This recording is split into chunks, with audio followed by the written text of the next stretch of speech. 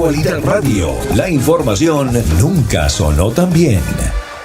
Y para hablar sobre todo esto tenemos con nosotros a Nicolás Gutiérrez. Él es el presidente de la Asociación Nacional de Hacendados de Cuba en Miami. Es además abogado constitucionalista. Su familia fue de las más afectadas precisamente por las expropiaciones del régimen cubano y durante años se ha dedicado a compilar información sobre este tema, no solamente en el caso de su familia, sino también sobre el de otros cubanoamericanos y estadounidenses que han sido afectados. Muchísimas gracias, señor Gutiérrez, por acompañarnos en esta victoria legal que es totalmente aplaudible.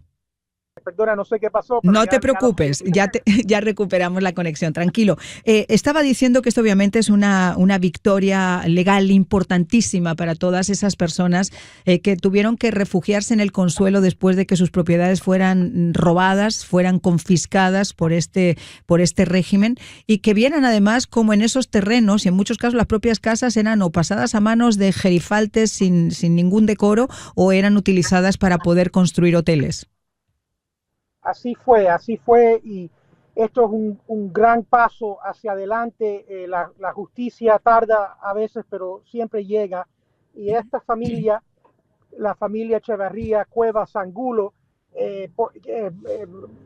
una gran parte de la cual sigue residente en la isla, demostrando que esto no es un tema de exiliados, esto es un tema de todos los cubanos, un tema del Estado de Derecho, un tema que gobiernos no pueden confiscar Claro. propiedades sin razón y luego tratar de comerciar las mismas con empresas enormes internacionales como es Expedia.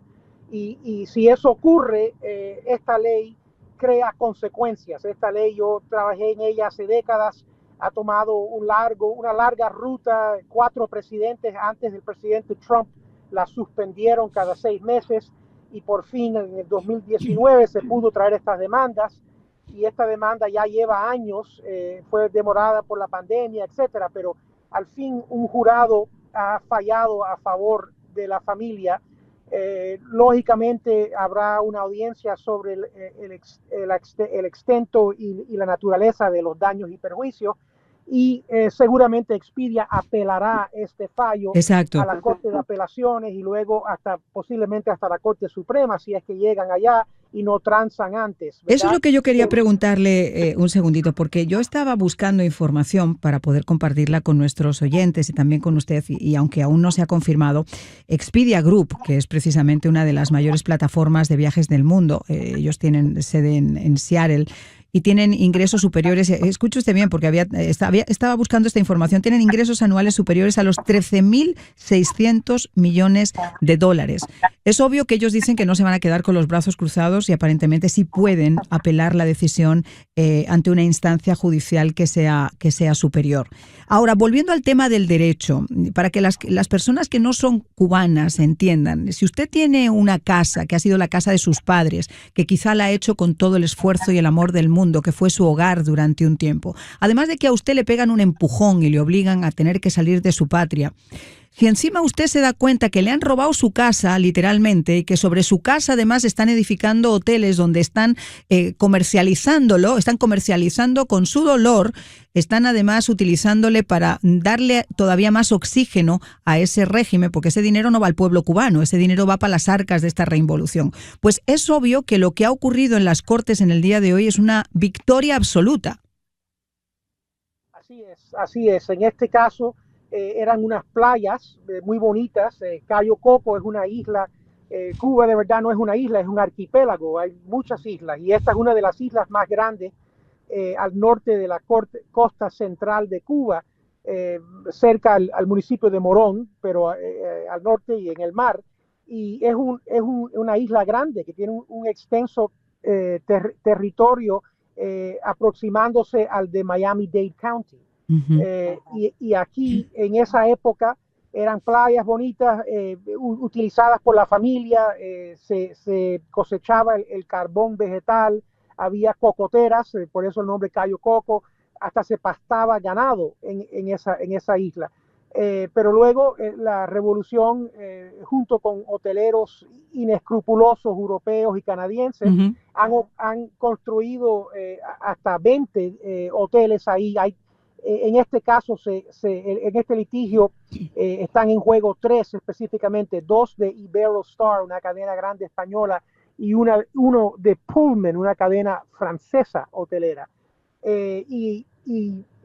Expedia, importantemente, ignoró no solamente los avisos de la familia Echevarría Cuevas Angulo, que ellos tenían una reclamación sobre esa propiedad, pero también ni le preguntaron al gobierno de Cuba, ni el gobierno de Cuba ofreció, por supuesto, lo que en el occidente se considera due diligence, o sea, un título limpio. Nadie preguntó, ¿esto es tuyo, gobierno cubano, para disponer como usted piense conveniente? Y obviamente Cuba piensa absurdamente que la revolución crea una fuente de derecho, o sea que el hecho que ellos tomaron el poder por la fuerza le da el derecho de robarle la propiedad a todos. Lo que hacen habitualmente los dictadores, roban primero la libertad y después siguen robando el resto al pueblo, cualquier propiedad, cualquier cosa, hasta convertirlo en la miseria que vemos en estos momentos. Ahora, yo entiendo muy bien lo que usted está diciendo, la falta de escrúpulos, la falta de moral que tienen esas empresas europeas, y yo soy europea, pero lo he dicho desde el día 1, que se me hace terrible estar abogando por derechos humanos cuando permites que las cadenas hoteleras, etcétera, sigan inflando los balones de la dictadura cubana, pero son al final del día europeas y son canadienses. Pero aquí hay que pegar un tirón de oreja también a las estadounidenses, porque la ley Helms-Burton aplica sobre esas compañías estadounidenses que también comercializan con esas plazas hoteleras y permiten que estos negocios se lleven a efecto. La ley, y corríjame si estoy equivocado, la ley Helms-Burton fue la que aplicó el presidente Bill Clinton. Se promulgó, creo que fue en el 96 mientras estaba Bill Clinton, pero estuvo en suspenso en su título segundo o tercero por más de 2 décadas porque había una especie de temor a conflictos diplomáticos. Sin embargo, cuando llegó el presidente Trump en su primer mandato, se reactivó en el 2019 y eso fue lo que a partir del 2019, por eso esta demanda es del 2019, se dio pie a que litigios como pudieran sentar precedentes en la lucha por los derechos sobre esas propiedades que fueron robadas, yo no digo confiscadas, fueron robadas a la gente a la que además obligaron a salir de su país. Muy bien explicado. De verdad que tengo muy poco que añadir a esa explicación tan completa. Así mismo fue. Y cuando la ley Helms-Burton se contempló originalmente, las únicas empresas extranjeras en Cuba eran europeas y canadienses. No había empresas americanas en Cuba porque el presidente Obama no había llegado al poder y no había intentado levantar por lo menos parcialmente el histórico embargo contra la Cuba de Castro. Y entonces, irónicamente, cuando se implementó el título 3 en el 2019, el panorama original había cambiado. Obviamente todavía hay empresas europeas y canadienses en Cuba, pero ahora también había empresas hoteleras, de aerolíneas, de cruceros, de navíos americanas. Y obviamente obtener jurisdicción y demandar y colectar en contra de una empresa americana que está aquí mismo, de que una europea que tienen la protección de la Unión Europea, las leyes antídotos que ellos le llaman, han tenido tiempo para separar sus bienes cubanos y europeos de los americanos, tienen el derecho entre comillas de demandar en contra de empresas americanas que los demandan aquí, allá en Europa. O sea, se ha complicado hacer lo que inicialmente se había contemplado. Entonces, por esa razón y irónicamente, gracias al presidente Obama, que parcialmente abrió el embargo, yo lo digo eso irónica y sarcásticamente. Sí, yo le entiendo el sarcasmo, porque ya le iba a saltar a la yugular. Exacto. Y entonces los blancos más atractivos de estas demandas se convierten en las empresas americanas, tal como Expedia, que es una empresa enorme. Y esa empresa, con todos sus abogados y todo su conocimiento de la legislación norteamericana, fácilmente pudiera haberse asegurado que no estaba violando la ley, fácilmente pudiera haberle compensado a los dueños de la propiedad, como otras empresas han hecho. Ahora, pero no lo hizo. Yo le quiero preguntar. Intentó hacer esto por la fuerza y ahora está pagando la consecuencia. Yo le quiero preguntar para esas personas que nos están escuchando, y voy a abrir líneas, voy a hacer seguramente una pausa, pero después voy a abrir líneas con todos ustedes para escuchar también sus opiniones en el 305-410-1040. Yo quisiera hacerle una pregunta especial. Vamos a ver, después de este fallo judicial contra Expedia, de 29.8 millones de dólares a cada demandante, lo que obviamente marca un precedente en el uso de ese título tercero de la ley Helms-Burton. Este veredicto resalta la responsabilidad de las empresas de investigar la legalidad de las propiedades con las que se está operando en Cuba. Antes de que se produzca la apelación, porque entiendo también que, dada la magnitud de este caso, es una posibilidad que se puede explorar que se intente revertir el fallo a través de una apelación. Antes de que se produzca la apelación, simplemente este fallo sienta jurisprudencia, podría ser utilizado ahora para que las personas que nos están escuchando, a las cuales se les ha robado sus propiedades, puedan presentar esas demandas ante la Corte con este precedente ya, ¿o hay que esperar a la apelación?